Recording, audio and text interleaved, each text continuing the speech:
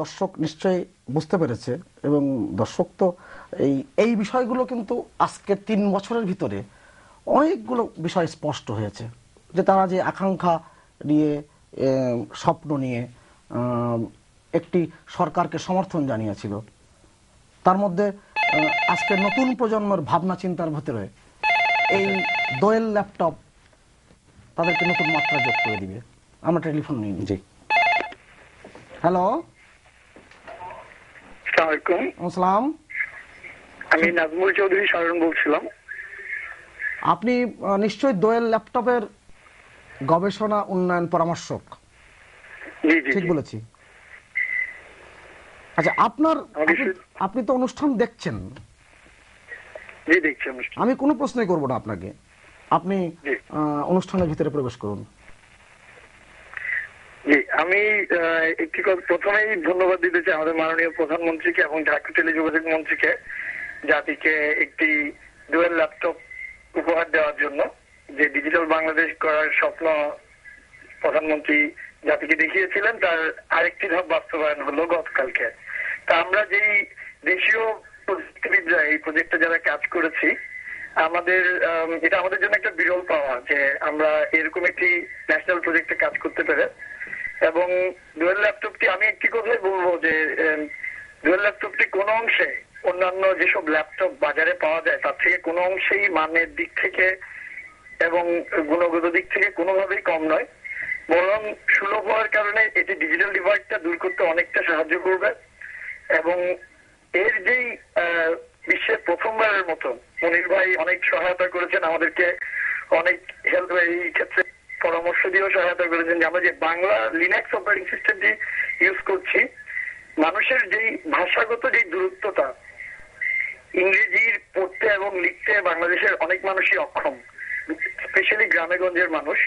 তো আমরা এখানে যেটি বাংলা অপারেটিং সিস্টেমটা ইউজ করার কারণে মানুষ তথ্য প্রযুক্তির সেবাটা বাংলার মাধ্যমে যখন পাবে, আরো অনেক ভালোভাবে তারা তথ্য প্রযুক্তির জগৎটাকে উপভোগ করতে পারবে এবং পৃথিবীর সাথে কানেক্ট হতে পারবে। তো আর যে 4টি কনফিগারেশনে পাওয়া যাচ্ছে, এটি বাংলাদেশের সকল ধরনের মানুষের জন্য, স্টুডেন্ট থেকে শুরু করে আপনার বিজনেস ইউজারদেরও মোটামুটি কাজে আসবে বলে আমি মনে করি আর কি। তা আমরা ক্রমাগত গবেষণা এবং উন্নয়নের কাজ করে যাচ্ছি এবং প্রতিদিনই আমাদের টিম নিরলস ভাবে প্রচেষ্টা চালিয়ে যাচ্ছে আরো কিভাবে নতুন নতুন ফিচার অ্যাড করা যায় এবং দেশীয় প্রযুক্তি ব্যবহার করে কিভাবে আমরা এই ল্যাপটপটিকে আরো রিচ করতে পারি। আপনি নাজমুল চৌধুরী ভাই, আপনি নিশ্চয়ই আমাদের সাথে লাইনে থাকবেন। আমরা একটু মনির ভাইয়ের কাছ থেকে কথা নিয়ে ফিরে আসি। যে কথাগুলো শারুন যেটা বলছিলেন, বেসিক্যালি একটা বিষয় খুব জোর দেওয়া হয়েছে এই প্রকল্পে, সেটা হচ্ছে যেন বাংলাটা যেন খুব স্বাচ্ছন্দ্য থাকে। কারণ আমি যদি বাংলা ভাষাই যদি ব্যবহার করতে না পারি, তাহলে কিন্তু আমি সাধারণ মানুষের কাছে কিন্তু যেতে পারবো না। এবং সেখানে কিন্তু আবার নতুন করে তাহলে একটা ডিজিটাল সমতা না হয়ে কিন্তু তখন দেখা যাবে একটা বৈষম্য তৈরি হচ্ছে যদি আমি ভাষার জায়গাটা খেয়াল না করি। সেটা কিন্তু এখানে খুব ভালোভাবে শারুন এবং তাদের দলবল ওরা কিন্তু চমৎকার কাজ করেছে।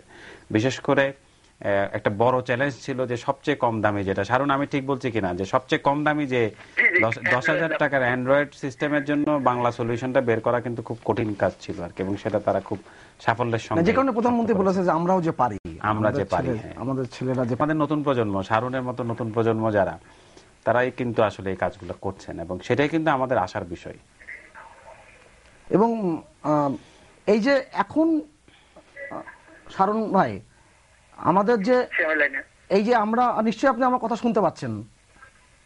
আমি শুনতে পাচ্ছি। আচ্ছা, এখন যে জায়গায় আমরা দাঁড়িয়ে, সাধারণ মানুষের কাছে এই ল্যাপটপটি কখন পৌঁছাবে? আমরা আশা করছি আমরা বর্তমানে প্রায় 15,000-এর উপরে ল্যাপটপ উৎপাদনে সক্ষম হয়েছি। সরকারের বিভিন্ন সংস্থার একটি চাহিদা আমাদের কাছে আছে। তো সরকার যেহেতু এই প্রজেক্টটি নিয়েছে, অবভিয়াসলি জনগণের চাহিদাটা তো আছেই।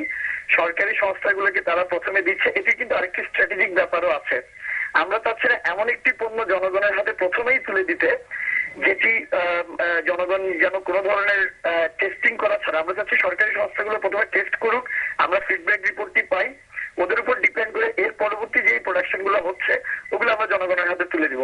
এবং আমি এই বিষয়ে মনির ভাই আপনি কি বলেন? ঘোষণা দিয়েছেন গতকালকে যে 16ই ডিসেম্বর বিজয় দিবসের দিন হোপফুলি আমরা খুবই আশাবাদী যে জনগণের জন্য এই ল্যাপটপটি উন্মুক্ত করা হবে বাজারে। আপনি একটা জিনিস শারুন যেটা বলছে সেটা হচ্ছে যে ধরেন আমাদের দেশে কিন্তু মাস প্রোডাকশন একটা জিনিস টেস্ট করার কোনো বুদ্ধি নাই। পাইলট টেস্ট হয়েছে, প্রতিটা একটা টেস্টিং প্রসেসের ভিতর দিকে গিয়েছে, কিন্তু এটার ধরেন আমরা অনেকগুলো নতুন জিনিস ওখানে করেছি। এই প্রথমবারের মতো এই দোয়েল ল্যাপটপে যে কিবোর্ডটা ব্যবহার করা হয়েছে বাংলা কিবোর্ড, সেটা জাতীয় কিবোর্ড। বাজারে কিন্তু জাতীয় কিবোর্ড লেআউট সমৃদ্ধ কোনো কম্পিউটার কিন্তু বাজারে পাওয়া যায় না। কাজে এই যে নতুন জিনিসগুলো এগুলোতে আত্মস্থ হওয়া, সেটা একটু বুঝে নেওয়া, সেজন্য যদি শুরুর দিকে যারা একটু এক্সটেন্সিভ ব্যবহার করবে তারা যদি ব্যবহার করে, এমনি তো বেটা টেস্টাররা আছেই, তাদেরকে দিয়ে টেস্ট করা হয়েছে, তারপরে যদি আমরা সাধারণ মানুষের কাছে নিয়ে যাই তাহলে সেটা অনেকখানি ভালো হবে। এবং সেটি আশা করা হচ্ছে 16ই ডিসেম্বরের পরপরই সাধারণ মানুষ, 16 ডিসেম্বর কিন্তু খুব কাছে, খুব বেশি দূরে না, তাই না? 2 মাসের মধ্যে কিন্তু সাধারণ মানুষ এটা পেতে শুরু করবে। আচ্ছা, আমরা কোনো বিষয়ে মার্কেটিং ম্যানেজমেন্টে যখন মানে কোনো কিছু বিশ্লেষণ করি আমরা শর্ট অ্যানালাইসিস করি। তা এই ক্ষেত্রে আপনার অপরচুনিটি আর থ্রেটের বিষয়টা যদি আপনি উল্লেখ করেন। আমি অপরচুনিটিটা বলি, থ্রেটটা আমি শারুনকে বলবো। অপরচুনিটি হচ্ছে যে একটা নতুন সম্ভাবনা তৈরি হলো কি, যে আমরা হার্ডওয়্যার করতে পারি। আমরা যদি শুধু কিবোর্ড করি, আমাদের বাংলাদেশ, আমরা যদি মোবাইল করি সামনে, বাংলাদেশে প্রতি মাসে 13 লাখ মোবাইল সেট বিক্রি হয়। 13 লক্ষ মোবাইল সেট প্রতি মাসে বাংলাদেশে আসে। তার যদি 10 লাখও আমরা বাংলাদেশে তৈরি করতে পারি, আপনি চিন্তা করেন যে কত লোকের কর্মসংস্থানের ব্যবস্থা আমরা করতে পারবো। হ্যাঁ, এটা হচ্ছে সম্ভাবনা এখন কিন্তু, এবং আমরা যে পারি এটা প্রুভ করে ফেলছি। এখন নতুন নতুন জিনিসে ঝাঁপাই পড়লে হবে। আর থ্রেটের বিষয়টা শারুন একটু বলতে পারো, যে যদি অন্যান্য প্রোডাক্টগুলো যেগুলো আমাদের একটা কিন্তু জাতিগত সমস্যা আছে, আমরা কিন্তু ট্রেডিং করতে খুব ভালোবাসি। আমরা যদি মনে করি যে না, আমরা যদি কম দামে জিনিসপত্র নিয়ে আসি, নিয়ে আসা যদি সিল চাপত দিয়ে যদি বিক্রি করার চেষ্টা করি, তাইলে এটার জন্য একটু চিন্তা ভাবনা করতে হবে। আমি এক্ষেত্রে মনির ভাইয়ের সাথে যেটি একমত হয়ে বলবো, যে বাজারে প্রচলিত অন্যান্য পণ্যগুলো, যেমন আমরা দেখবো যে সস্তা যে চাইনিজ পণ্যগুলো, নোকিয়া কিন্তু একটা মোবাইল ফোন যখন বানাচ্ছে সেখানে গবেষণার জন্য একটা বাজেট কিন্তু রাখছে। অন্য কোম্পানিগুলো এখান থেকে জাস্ট কপি করছে। আমাদের দোয়েলও কিন্তু আমরা গবেষণার জন্য সেরকম একটা বাজেট রেখেছি। আমাদের এখানে একটা বিশাল জনগোষ্ঠী কিন্তু কাজ করছে ক্রমাগত, যে বাংলা কিবোর্ড স্থাপন, এখানে নতুন নতুন সফটওয়্যার ঢুকানো, এখানে অ্যাপ্লিকেশন গুলো ঢুকানো, এখানে কিন্তু এটা কিন্তু সহজসাধ্য কাজ নয়।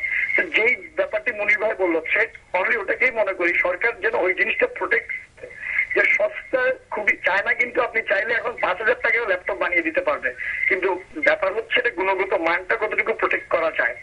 তো বাংলাদেশ যেন একটা মানে নিম্নমানের পণ্যের রাস্তা করে পরিণত না হয়, এটির ক্ষেত্রে সরকারের প্রযুক্তি পণ্য, স্পেশালি মানুষ মাত্র কিন্তু আমাদের দেশে প্রযুক্তির একটা, তথ্য প্রযুক্তির যে একটা জোয়ার সৃষ্টি হয়েছে, এটিতে যেন ভাটা না পড়ে, এজন্য সরকারের উচিত যে স্ট্যান্ডার্ডটা একটু মেনটেন করা, যে যেসব পণ্য আমরা ইম্পোর্ট করছি তথ্য প্রযুক্তি ক্ষেত্রে, ওগুলোর গুণগত মানটা অ্যাটলিস্ট নিশ্চিত হয়ে যেন আনতে পারা। যেমন তথ্য প্রযুক্তির পণ্যে কিন্তু অনেক ধরনের ব্যাপারগুলো আছে, অনেক পণ্যে কিন্তু রেডিয়েশনের মাত্রা আছে, অনেক পণ্যে আপনার কার্বন নিঃসরণ, এগুলো যেন আমরা একটু খেয়ালে রাখি। একটা প্রোডাক্ট খালি ইম্পোর্ট করলে হলো না, এটার মধ্যে কতটুকু এফোর্ট আছে এবং এটার মধ্যে আমাদের দেশীয় কর্মসংস্থান সৃষ্টির কতটুকু ব্যাপার আছে, এটাও আমাদের লক্ষ্য রাখতে হবে। আমাদের এখন প্রায় মোর দেন 100 ইঞ্জিনিয়ার বাংলাদেশে কাজ করছে, তাহলে আমাদের 100টা মানুষ কিন্তু কর্মসংস্থান এখানে হয়েছে, এবং যখন এটা ডিস্ট্রিবিউশন চ্যানেল ক্রিয়েট হবে আরো হাজার হাজার মানুষের কর্মসংস্থান হবে। শারুন ভাই, আমরা অনুষ্ঠানের একেবারে শেষ পর্যায়ে আপনার কথাগুলোর উপরে একটু ছোট্ট মন্তব্য নেব মনির ভাই, তারপরে আমরা অনুষ্ঠানের শেষের দিকে চলে যাব। আমি শুধু বলতে চাই যে এটাই যে নতুন প্রজন্ম কাজ করে, যে নতুন একটা সম্ভাবনা, মাননীয় প্রধানমন্ত্রীর যে প্রত্যাশা যে আমাদের ছেলে মেয়েরাই আমাদের জন্য কাজগুলো করবে, সেটা পূরণ করে একটা নতুন জগৎ এবং নতুন একটা দুয়ার উন্মোচিত হলে আমি মনে করি এটা আমাদের শুধু সরকারি পর্যায়ে নয়, সরকারি, বেসরকারি এবং বিশেষ করে তরুণ প্রজন্মকে এটা গ্রহণ করতে হবে। তারাই যদি আমাদেরকে এগিয়ে নিয়ে যায় তাহলে ইনশাআল্লাহ আমরা নির্ধারিত সময়ের মধ্যে ডিজিটাল বাংলাদেশ করে ফেলতে পারবো। শারুন ভাই, আপনাকে অসংখ্য ধন্যবাদ।